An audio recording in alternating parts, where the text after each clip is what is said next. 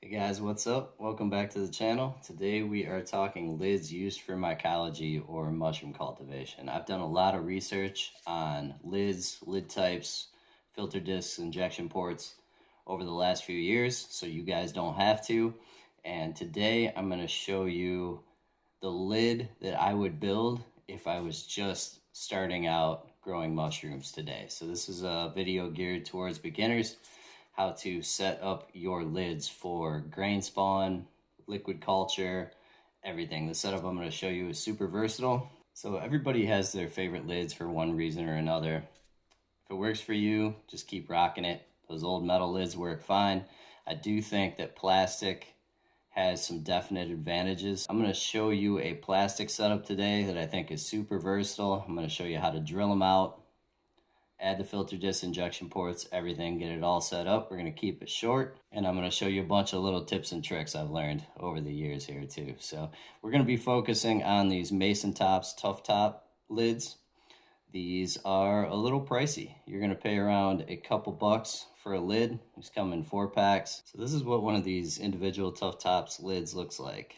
I have it marked here where I'm going to drill my holes, a couple 1/4-inch holes. We're going to talk about that in a minute. But one reason I really like these lids is they have an integrated, very thick silicone sealing ring inside here. And it has its own little molded channel that it sits in, so it's not going to slip out of place on you. And it's going to keep your jars very nicely sealed so that you can do liquid culture with these lids. And that little silicone sealing ring is going to keep all those contaminants out for you as well. Just quality construction on these lids, nice thick plastic, more rigid than some of the other cheaper ones I've purchased too. When you are using plastic lids, you do have to make sure that they are PP5 plastic. Only PP5 plastic is okay in a pressure cooker at 15 psi, which is around 252 degrees Fahrenheit, 15 psi. So we need to make sure it's PP5 plastic. If not, you cannot use them. Now, even if they are PP5 plastic, odds are that the manufacturer is going to say that they are not okay for canning, for processing. That's just a CYA thing from the manufacturer. As long as you have PP5 plastic, they will work for mushroom cultivation, and you can run them in the pressure cooker. The advantages to plastic lids, the main advantages I see, is that they don't rust, number one. The old metal lids seal great, but they are going to rust on you eventually. And they're also easier to drill out. The plastic lids just drill much easier, and there's not as many sharp edges and things that could potentially cut you when you're drilling these out and modifying them. So I do think plastic is superior as long as you get a good plastic lid. Just want to use a good sharp 1/4-inch drill bit. Go through nice and cleanly on this plastic. Gentle pressure too, guys, because plastic can be a little brittle.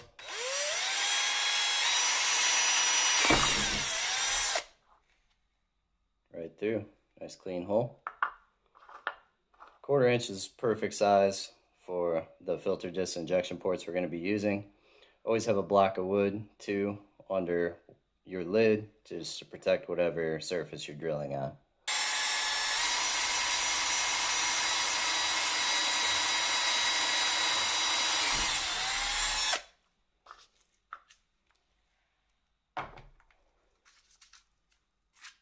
That's it. That's what you're looking for right there. If you find that your drill bit wants to walk on you a little bit, if you don't have a good sharp bit, you can always drill a real small little pilot hole here first to guide your holes. If you do find that you get some little plastic burrs from the drilling process, I have a couple just fine little burrs here on this hole. You can just grab the propane torch, just hit them real quick with some flame. It's got to be real quick, just a little tap like that, or else you're going to warp your lid. Just like that, real quick. No lid warpage, cleans those up nice and smooth. All right, so we have a couple lovely 1/4-inch holes here. It's injection port and filter disc time. Because they're self-adhesive, I like to clean this up with a little rubbing alcohol first.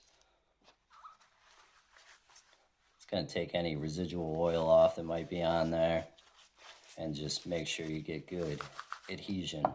All my lid hardware, as I mentioned, is from Microppose.com. I'll have links in the description of the video. These are the injection ports.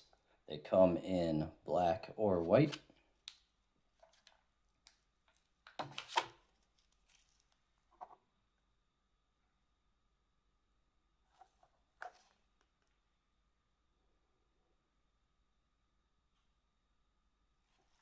The adhesive that comes on these things is really solid. It's just way easier than the old RTV lids. The RTV lids still work great. This is just way, way easier. Sure to center it right over top of that hole.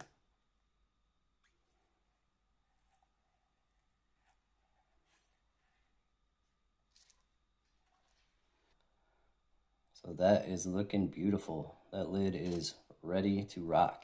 I've been using these for a couple years now, and what I've found is that these injection ports and filter discs last for about 15 PC cycles.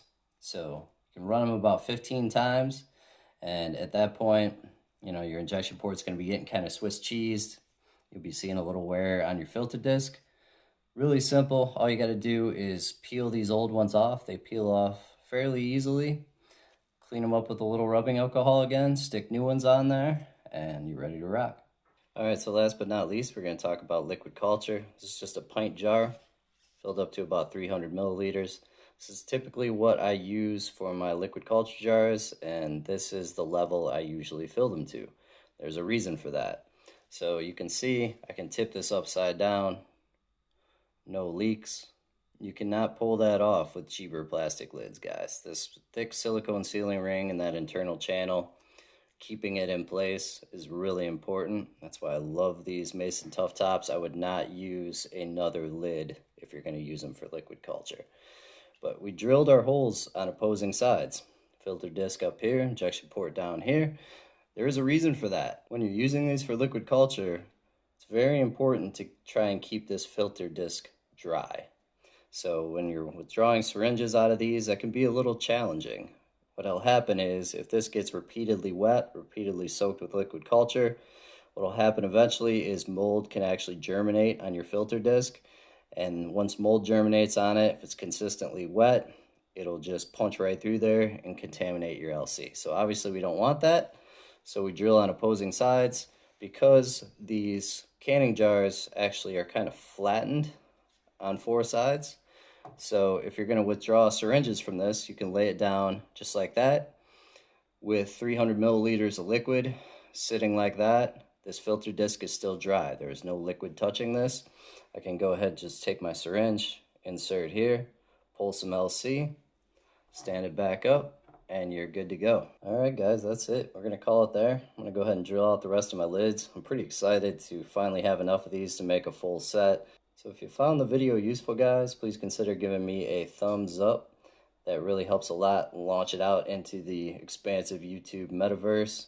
And as always, hit me up in comments. Let me know what you think. Let me know what kind of lids you're using, what your favorite setup is. Always love having those discussions with you guys. And I will catch you next video.